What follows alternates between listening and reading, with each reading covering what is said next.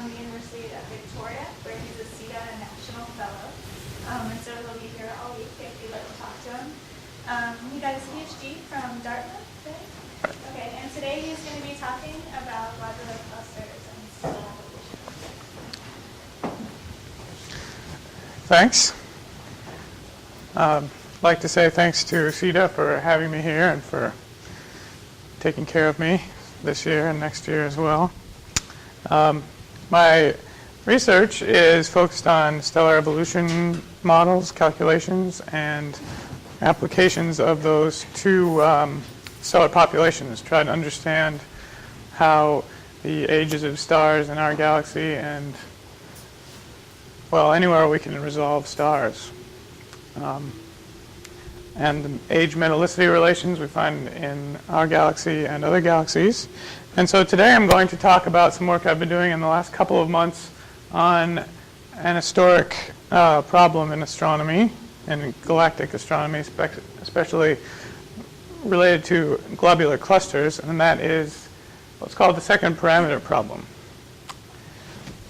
So to begin with, just a quick show for those of you who aren't as intimately familiar with the Milky Way globular cluster system as I am. This is cuts in three-dimensional space of the globular clusters surrounding our galaxy. Each box is 200 kiloparsecs on a side. And there are 150 dots in these diagrams. Almost all, a very large portion of them are in the center. Most of the globular cluster system of the galaxy is centrally concentrated, but there are these rare outliers. And it's roughly spherically distributed about the galaxy with some small number of statistics thrown in there. Okay, so some background on the second parameter problem. Okay, what I'm going to be talking about today, focusing on today, is the morphology of the horizontal branch in globular cluster color magnitude diagrams. So the horizontal branch is, of course, formed by stars that are burning helium in their cores, and they form a nice, or at least sometimes form a nice horizontal feature in the color magnitude diagram. I'll show a few examples of that in a moment. And essentially the question is, or the problem is, how does the morphology of the horizontal branch depend on various parameters that are intrinsic to these clusters? It's well known and easy, very easy to demonstrate that the metal abundance, metallicity of clusters is the most influential parameter, so we call it the first parameter, metallicity. But although it has been recognized since the 1960s, since the first photometric, or rather I should say photographic color magnitude diagrams were assembled for globular clusters, that something else in addition to metallicity was influencing where the stars lie on the horizontal branch, whether they lie close to the red giant branch or further away. And so the idea that a second parameter was necessary, at least a second parameter was necessary to explain the morphology, has been known since the early 1960s. But unfortunately, there is no great consensus in the astronomical community as yet what that parameter is. And another important question to ask is, why is it important? Why should we care whether horizontal branch stars lie close to the red giant branch or further away? Well, it turns out that according to Searle and Zinn, 1978, this is a landmark study relating to the formation of the galactic halo, is that, in fact, not necessarily horizontal branch morphology in itself, but what it implies about the relative ages of globular clusters in the galactic halo is very important. It relates to the formation and the formation history of the halo. But we'll get into that in more detail as we move on. And it's important to point out, okay, if we understood a couple of things really well, then this problem wouldn't exist. We wouldn't call it a problem. We would understand it perfectly well. The things that we don't have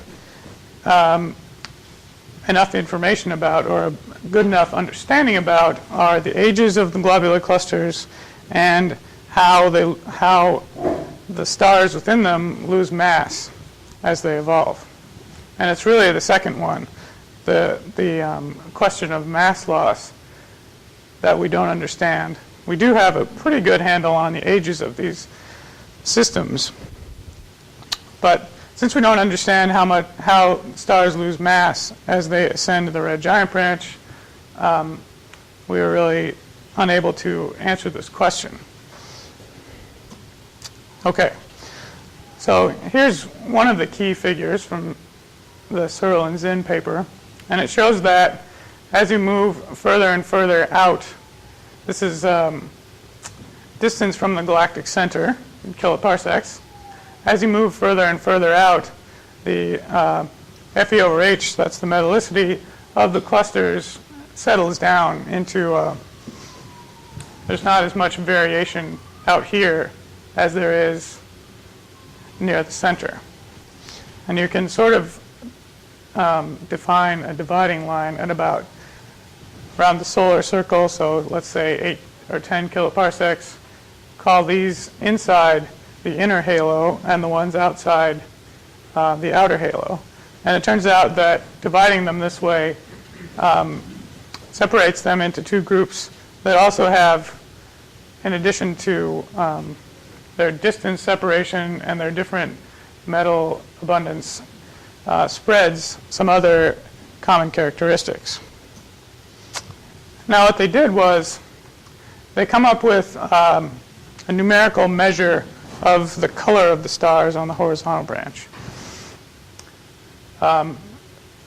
Number near 0, so on the left side of the diagram, means that the stars are all very red. They all lie very close to the giant branch.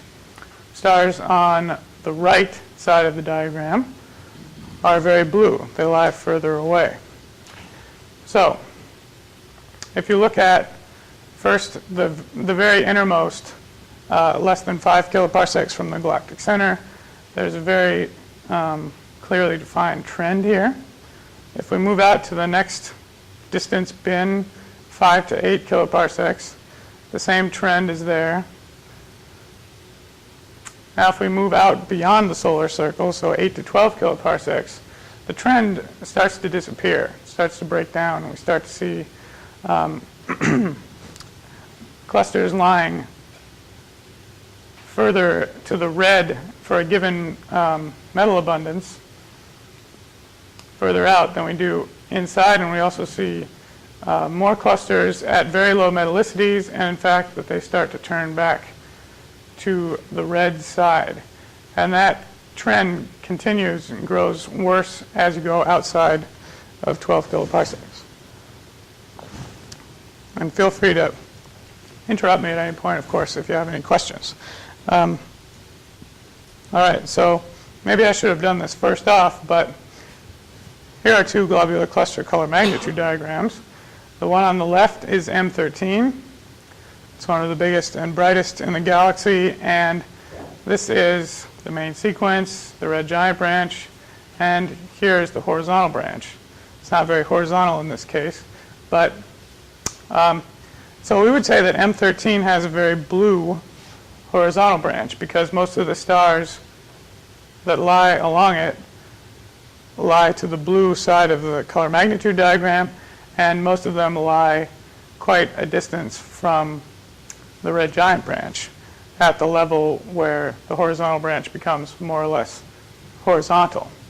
Now if you look at instead 47 Tuc, which is another very bright, massive globular cluster in the galaxy, but more metal rich, this one, all the horizontal branch stars lie very close to the red giant branch.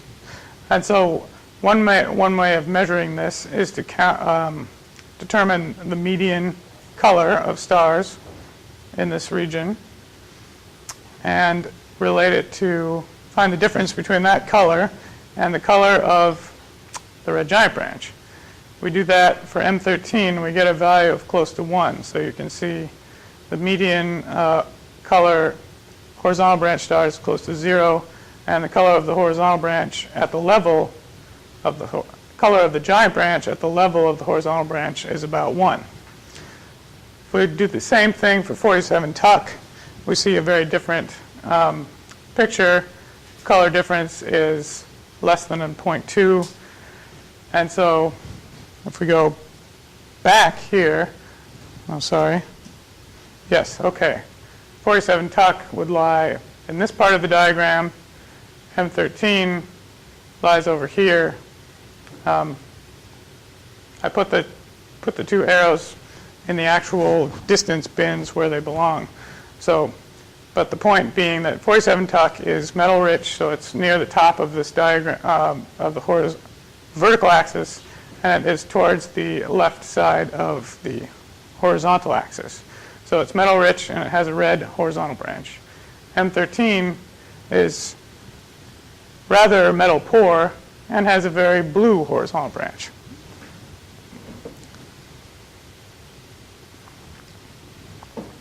Okay, so the work that I'm going to talk about today is taking another look at this whole picture, and it is the most comprehensive study performed to date. It's using a large homogeneous database of globular cluster photometry from the ACS Survey of Galactic Globular Clusters, and I've been working on this with Otto Sargentini, who is the PI of that project. The project imaged 65 galactic globular clusters, which is about half of all that are located within the solar circle. We had to exclude 9 of those for a variety of reasons. And we added in 6 more from the very extreme outer halo, those clusters that are 80 kiloparsecs to 120, including the most distant one that we know of to date. So we have 61 total in our sample. That's 40% of the total known in the galaxy. And the statistics are good enough to get a fairly robust answer at the end.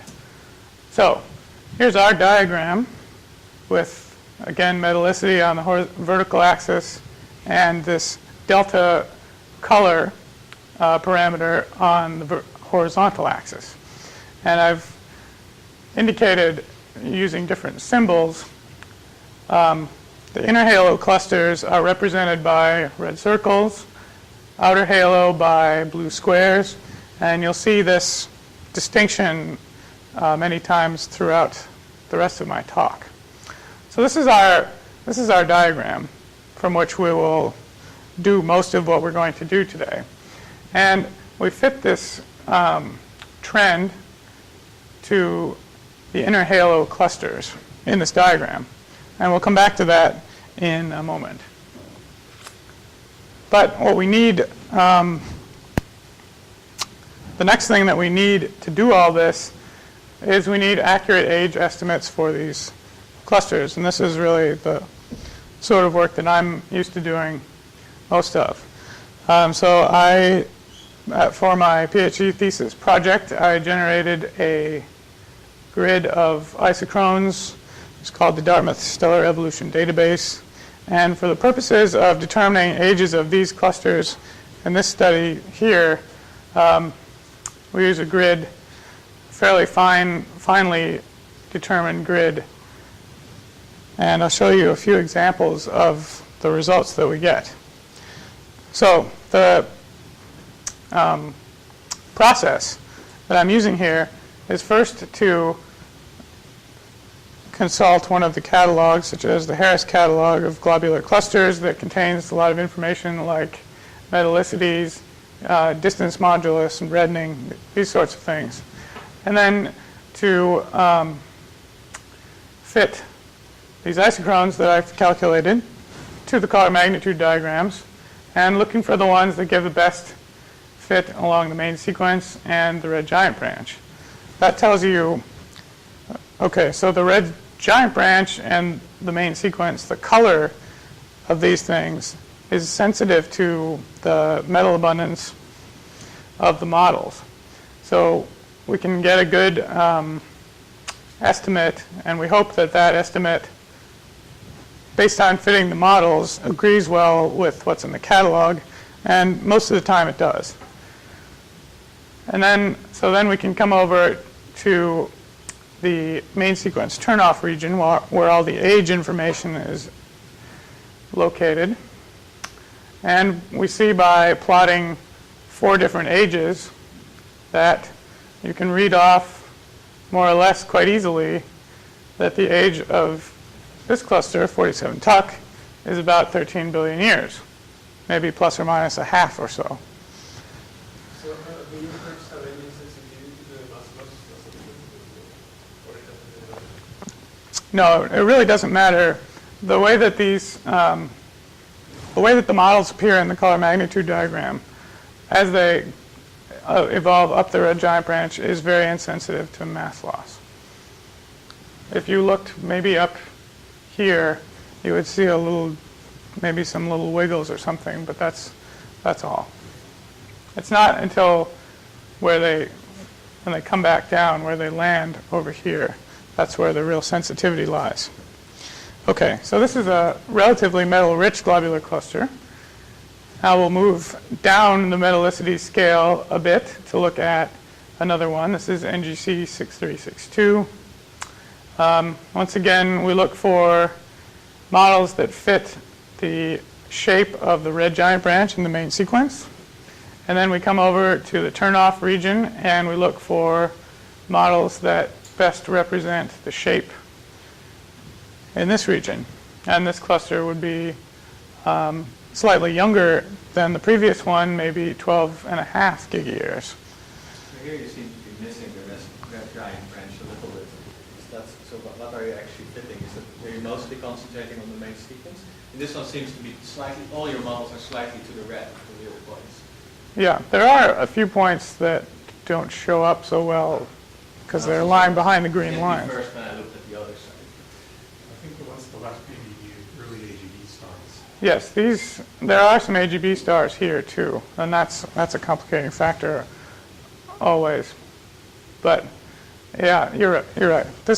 In this case, the giant branch is not quite as good fit as it was in the past, but I know that's a very difficult part, but I was wondering, yeah. when you say, oh, we fit it, do you actually do it by eye, or you have some kind of chi-square mechanism that might work? This is all by eye. I've tried using different statistical measurements, and I've never found one that really works because the models are never quite right, and it's kind of a subjective process to say, well, where do I focus my statistical measurements on? So I'll do the best I can by eye here. So anyway, get an age for this one of let's say 12.5. And here's a more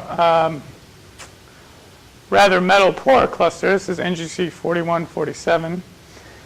And same thing again. In general, I usually find that the more metal poor the clusters are, the worse the models behave in terms of faithfully representing the color magnitude diagrams. So here we find the age is even older than 47 Tuc, and there's larger uncertainty in this case because the slope of the models in this age-sensitive region here is not the same as the slope of the actual data. So we might have a 1 gigayear error bar on this cluster as opposed to the previous ones where the fit was good enough to narrow it down more than that. Okay, so when we put this all together, we measure ages for each of the clusters in the sample. We can compare the behavior of metallicity with age. And we see that when we divide these things into two groups based on their galactocentric radius, that the inner halo has a fairly shallow age sensitivity, and that the age metallicity relationship, that is the slope in the age versus metallicity diagram, is fairly steep. Contrast that with the outer halo, and you see, well, in fact, if you look just in the metal pore, the most metal pore part, not much difference, but then if you move up into the minus 1.5 range, it starts to turn, and there is a very big difference there. So that's first sign of what's going on in the second parameter problem. But before I go into that in more detail, I want to talk about our understanding of mass loss for just a second, and I'll ask you to remember that the age dispersion in the inner halo is maybe plus or minus 1 billion years. Fairly small relative to the other group. So,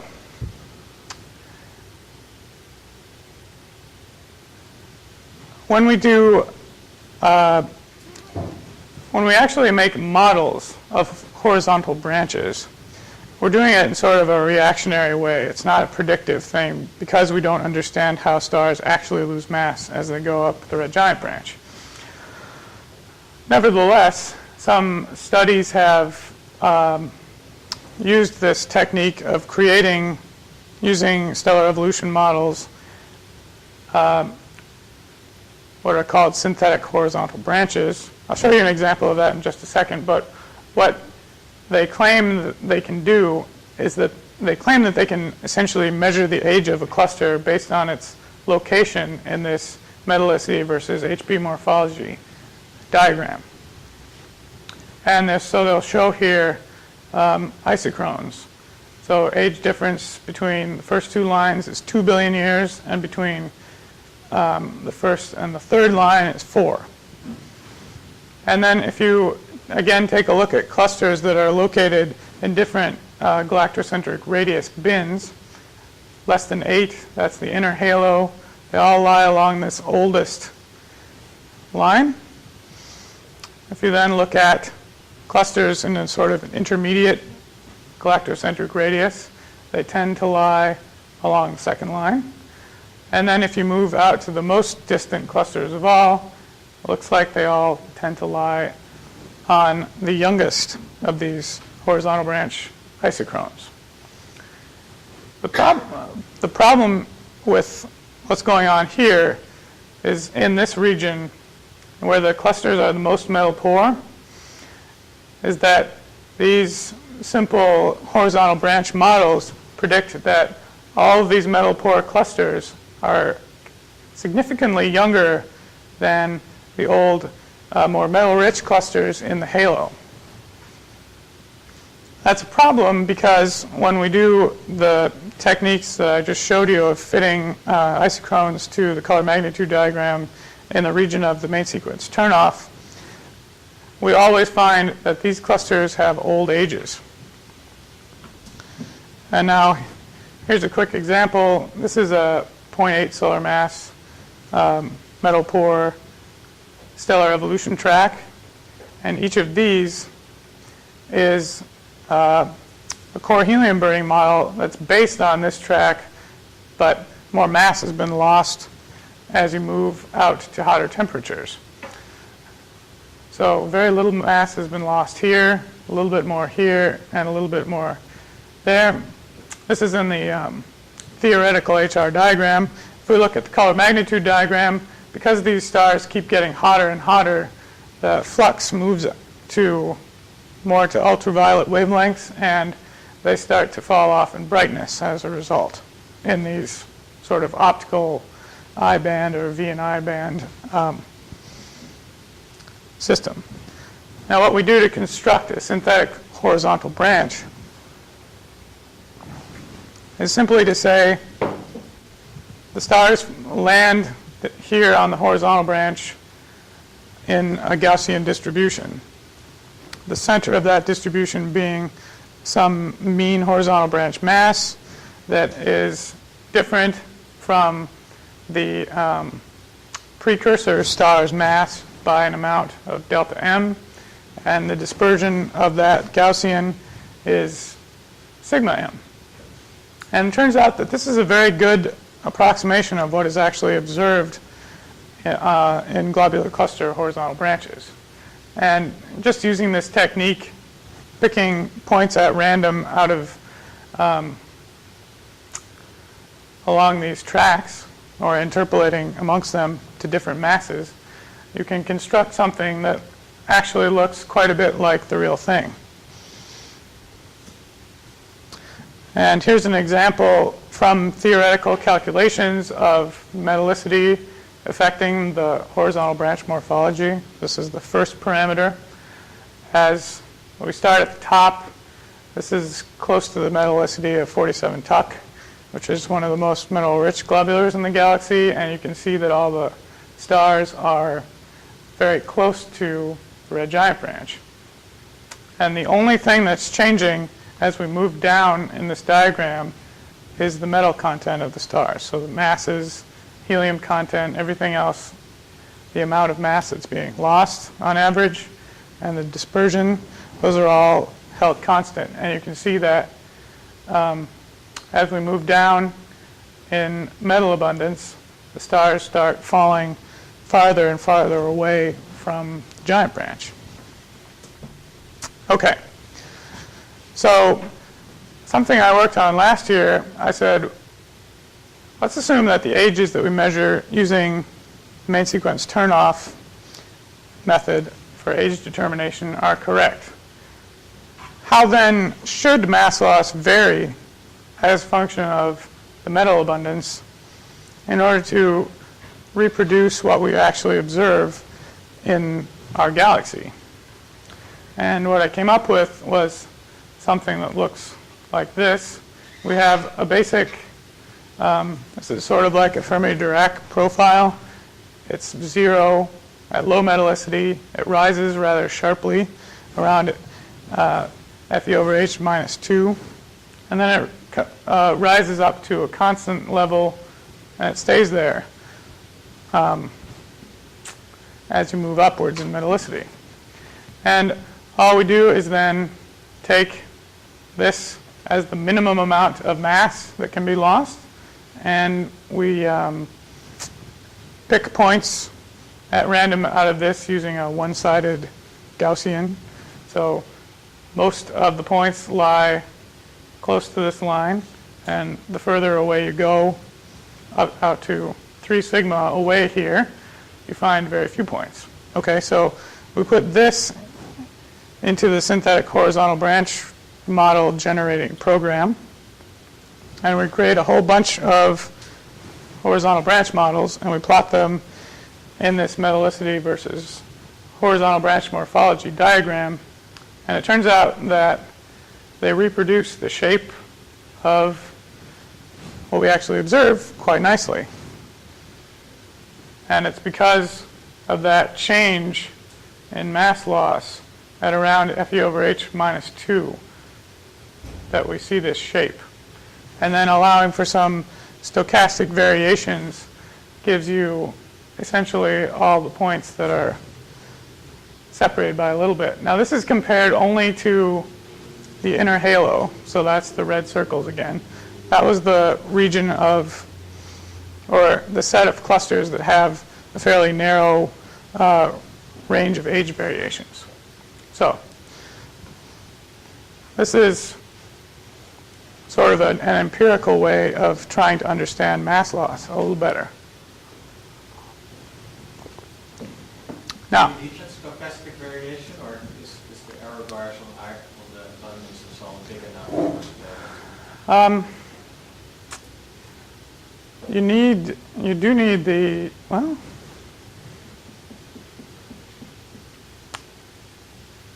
you might not need as much as I allowed for. That's a good point. Yes. Unfortunately, right now, the globular cluster system does not have one well-determined abundance scale that runs over all of the clusters in it. It's well less than half of all the clusters have well-determined abundances on a similar scale. So the fact that all these numbers appear in the same diagram does not necessarily mean that they were determined in the same way or that they are comparable, although they're not probably off by a tremendous amount. All right, so now we can go back to talking about the second parameter, trying to identify it. And usual suspects in this question are the age of the cluster, some representation of the total mass of the cluster, the central density, and most recently, I'm listing these in order of sort of chronological order, more or less. Most recently, it has been proposed that even though these globular clusters, we always like to think of them as systems of stars that all formed at the same time out of gas that has the same chemical composition. There is growing spectroscopic evidence that this is not quite the case. Unfortunately, at this point, the chemical evolution idea is interesting. A lot of people are working on it, including myself, but it's hard to quantify it. We don't have a way of really measuring this easily in a lot of globular clusters. It's only been done so far in a few, and those few are the ones that are most nearby. And that is simply because you need to measure the abundances of several elements in many stars to see the effect. And also, theoretically, or from a modeling perspective, we don't really know what's going on. The models that we need to make to explain chemical evolution are very uncertain, a lot of uncertainties in them. So, for now, I'm going to focus on the first three, and if there's a little time at the end, I will come back to the last one. All right, so what we've done is measured this change in color on the color magnitude diagram, measured ages. We take from catalogs of globular clusters, we take a metallicity, we take absolute visual magnitude of the cluster, which is a direct relation to the total mass. Take distance from the galactic center simply because it's easy to see if you look at some of the previous slides that there is a correlation between what's going on in the horizontal branch and distance from the galactic center. We also look at a couple of measurements of the density of the cluster near the center. One of those being the half-light radius. That's the radius within which half of the light or half of the mass is contained, and the central luminosity density, which is another measure of how tightly packed the stars are near the center. Whoa, sorry. Okay, so we take this trend that we measured from the inner halo, which has a fairly narrow age dispersion, and we subtract off the difference between, at a constant metal abundance, the difference between this line and each of these points. And that's what you see represented on the right here. So, this is an unfortunate name for this parameter would be delta V minus I. Just simply the difference between the measured point and the best fit trend line. And you can see if you look at this that for the most part the inner halo clusters show a small dispersion about this trend. That's in part because the trend was fit to them. And that the outer halo clusters exhibit quite a large deviation from this trend. So what we're doing here is we are acknowledging that metallicity is the first parameter, and we're taking it out to the best of our ability so that we can start to look at which of the other parameters has some sort of correlation with this delta V minus I. Okay, so there's the metal abundance again. Next is distance from the galactic center. You can see that there's a lot of just scatter in this diagram. There isn't really any linear trend or any noticeable trend at all. If we look at absolute magnitude, which is our analog for the total cluster mass, once again, we see there's a bunch of points up here, but they're spread out in terms of absolute magnitude and no real well-defined trend. If we look at the half-light radius, same thing. Big spread up here, some spread here as well. If we look at the log of this central luminosity density, still no easily identifiable trend. So now if we come to age, then we see quite a nice trend, I think. Right there. And so that quite strongly suggests to me that, in fact, age is what's driving the morphology of a horizontal branch. Okay, so just to show you all the first four again, no real well-defined trends here, and compare that to the age, and it's really quite a nice result, I think. Yeah, so I think age really is the second parameter, and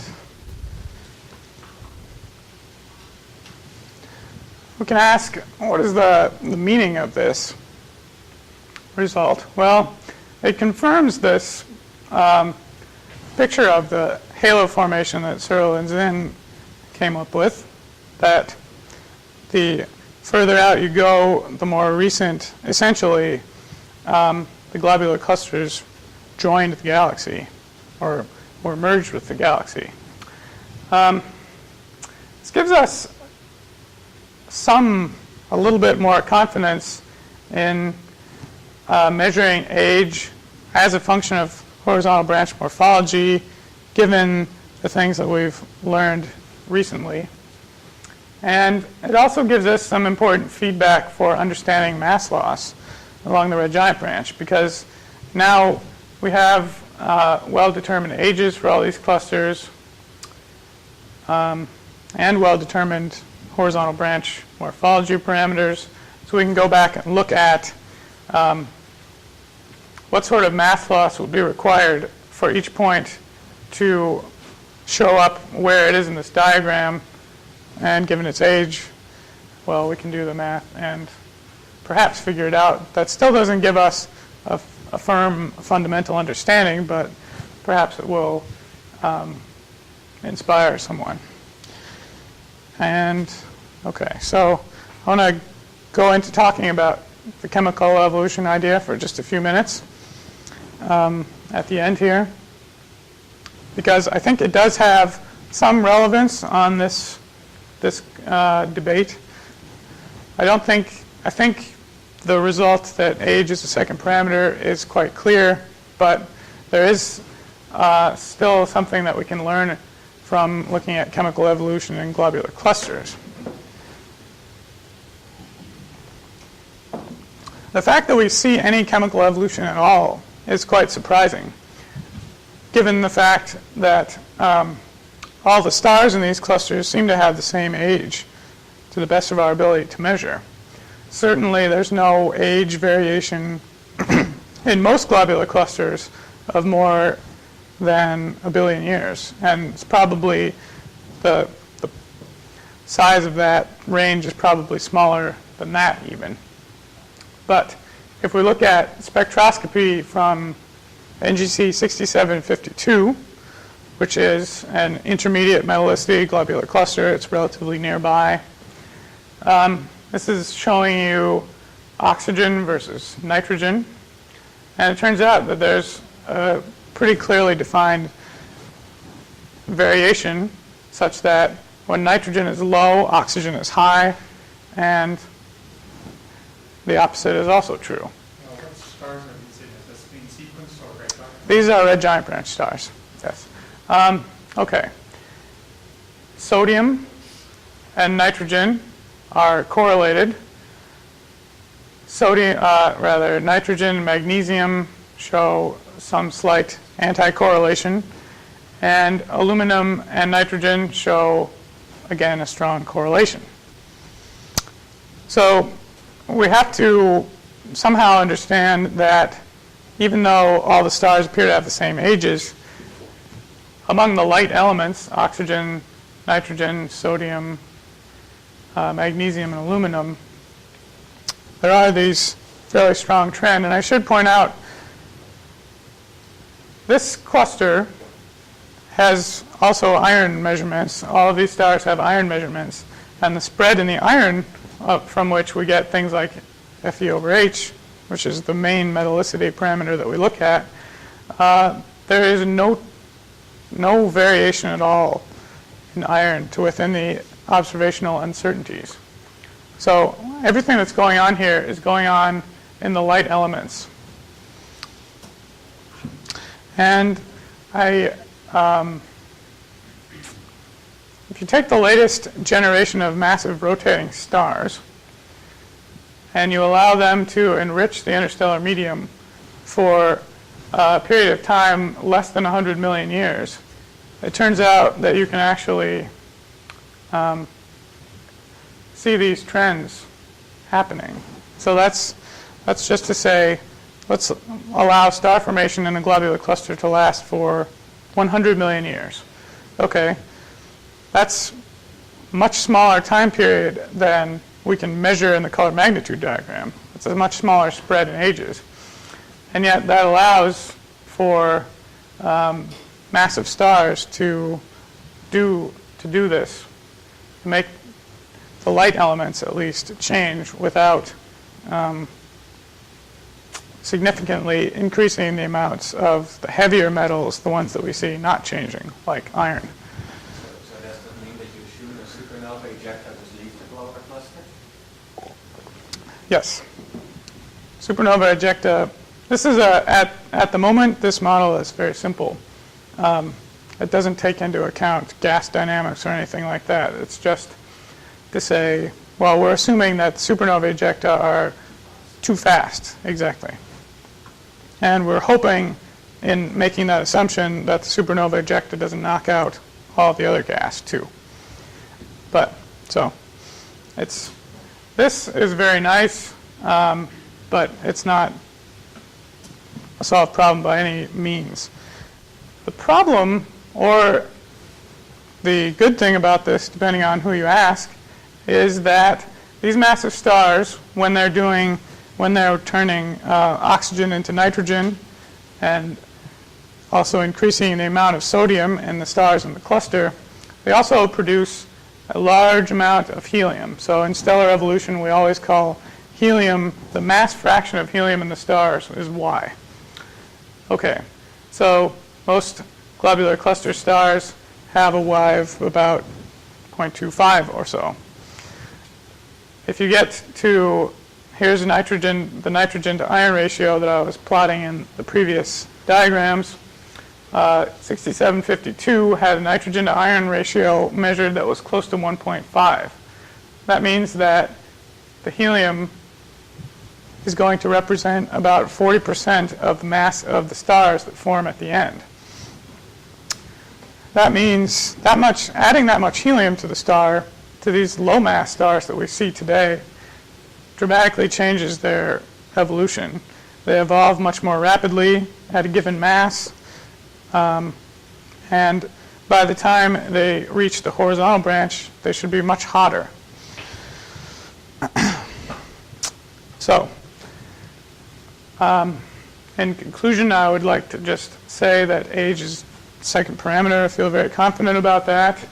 The other parameters that we looked at show not enough obvious correlation with horizontal branch morphology to compete with age, although I think perhaps if we subtracted out the age relationship, like we did the metallicity one, if the scatter is not too great, there's a chance of seeing which one comes next, but I'm not very optimistic about that.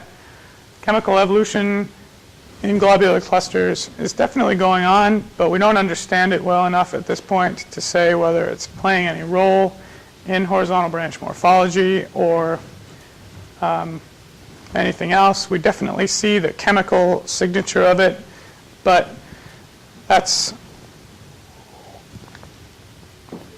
so far that's all we see. And the evolutionary calculations that are trying to explain these things, the models of these rotating massive stars or of AGB stars, have enough uncertainties in them yet that anything could happen. And of course, we still know very little about mass loss on the red giant branch. I hope that someday that will improve. But for now, at least we have some new results that we can use to go back and try to understand it a little better. So thank you very much. So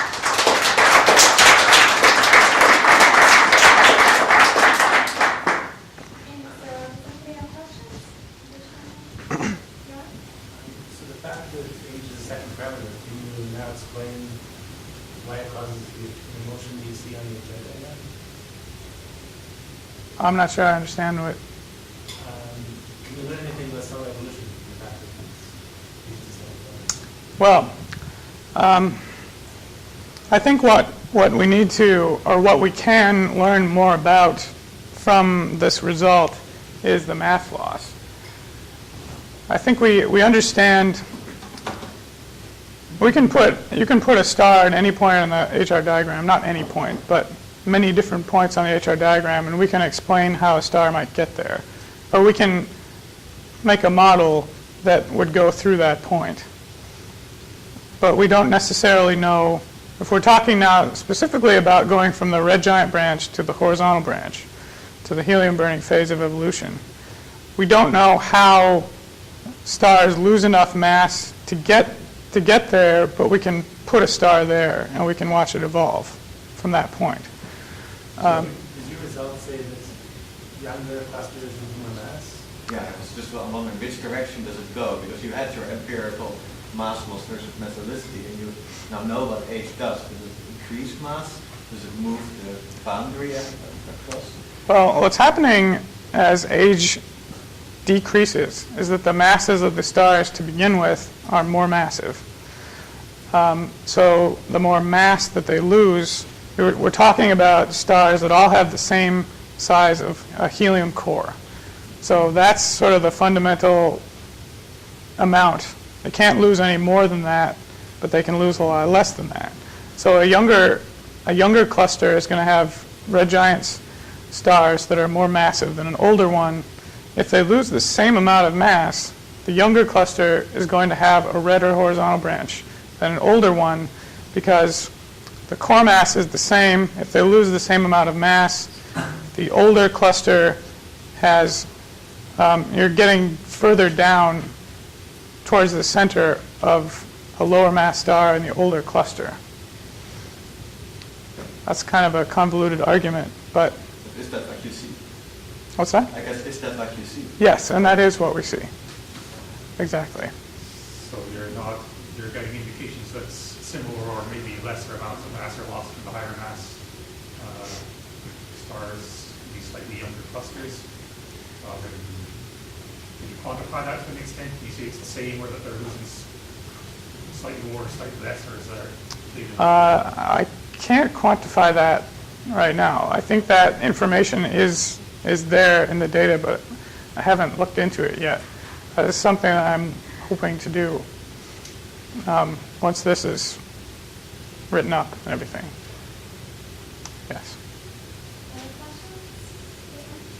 I don't understand the details of the main sequence and red giant branch fitting, but is there a possibility that you're sort of, by using these models to fit the age, that you're sort of fitting out another parameter as well that's giving you an extra core? I mean, because the age is a parameter that you only sort of measure, right, because it's a model. So are there anything that would be the same that would, cause that you would have a correlation?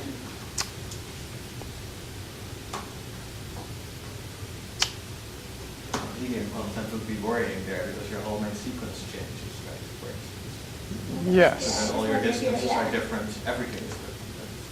Yes, helium content would.